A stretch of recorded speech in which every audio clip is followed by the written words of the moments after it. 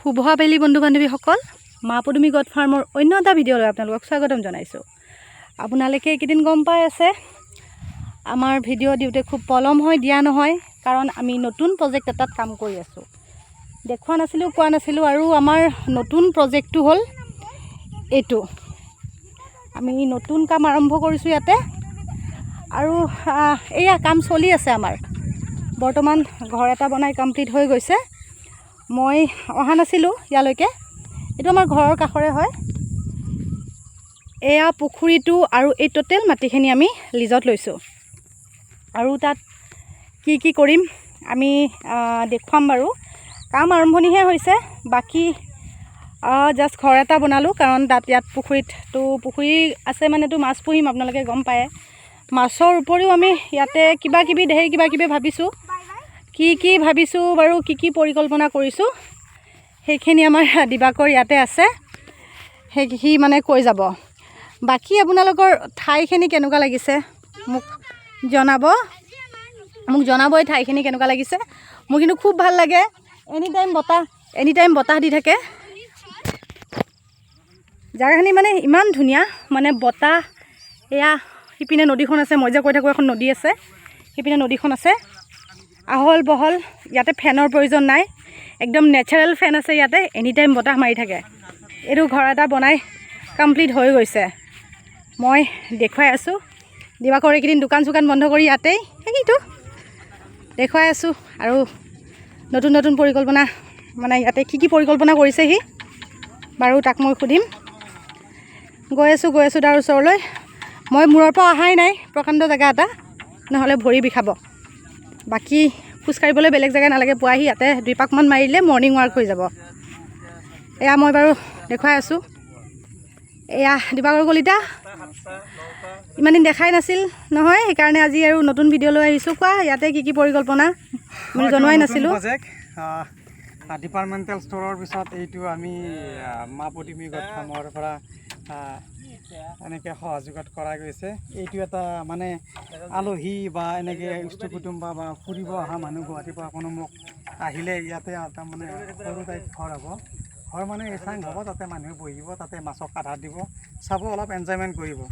কৰিলে ইয়াতে entry fees হ'ব 1000 টকাত। আপোনাৰ খোৱা লোৱাৰ পৰা আদি কৰি আপুনি মাছ মাৰিব পাৰিব, ইয়াত যিমান বৰশী পাব পাৰিব, এনেকুৱা ধৰণৰ কাম কৰিব পাৰিব। তাৰ বিনিময়ত মাইণ্ড ফ্ৰেছ কৰিব পাৰিব। মাছৰ উপৰিও কি কৰিবা ইয়াত? ইয়াত মাছ থাকিব, পুখুৰীত মাছ দিয়া যাব, ৰাইজে চোৱাৰ সুবিধা কৰি দিম মই মোৰ ইষ্ট কুটুম্বাক। তাৰপৰা পাৰবোৰত মই ভোগফল লগাম বা এনেকৈ জলকীয়া খেতি বা অমিতা খেতি কৰিম বুলি ভাবিছোঁ। আৰু এইখন পথাৰত ছাগলী থাকিব, তাতে মোটামুটি আৰু ছাগলী আমি আৰু বঢ়োৱাৰ পৰিকল্পনা কৰিছোঁ, যিহেতু আহল বহল ঠাই। 1000 ছাগলী থাকিব তাতে, এইখিনিত গোটেই ছাগলী থাকিব। আৰু ছাগলী থাকিব ইয়াত, আৰু অলপকৈ কৰিছোঁ। আহকচোন, চাওক আপোনালোকে কেনে লাগিছে। এইটো এটা পানীত উপঙা ঘৰ হ'ব, ইয়াত মাছ আছে, আমাৰ 2টা ৰুম আছে ইয়াতে ৰাতি যোন মানুহ থাকিব, ইয়াতে ষ্টাফ থাকিব, আৰু কাম বাকী আছে বাৰু। এতিয়া বিচনা আনিছোঁ, আজি থাকিম ইয়াত। লাইনৰ ব্যৱস্থা আছে, গোটেইখিনিতে আছে। দংকুল এটা পুতিছোঁ, লেট্ৰিন বাথৰুমৰ কাৰণে চব বস্তুখিনি আনিছোঁ। আপোনালোকে ক'বচোন কেনে লাগিছে, ভাল হৈছে, বেয়া হৈছে, আৰু কি কৰিব পৰা যায় এইখিনিত। শাহু ৰাখিম বুলি ভাবিছোঁ অলপ। আমি এইটো লিজতহে লোৱা, 5 বছৰৰ কাৰণে আমাৰ বছৰে ৰাইজৰ হয়, আমি লিজত লৈছোঁ। ইয়াত কি কাম কৰিব পৰা আপোনালোকে এবাৰ ক'ব, মোক উপদেশ দিব, দিহা পৰামৰ্শ দিব, ফোন কৰিব, মেছেজ কৰিব। ইয়াত মেছেজ কৰিলেও হ'ব।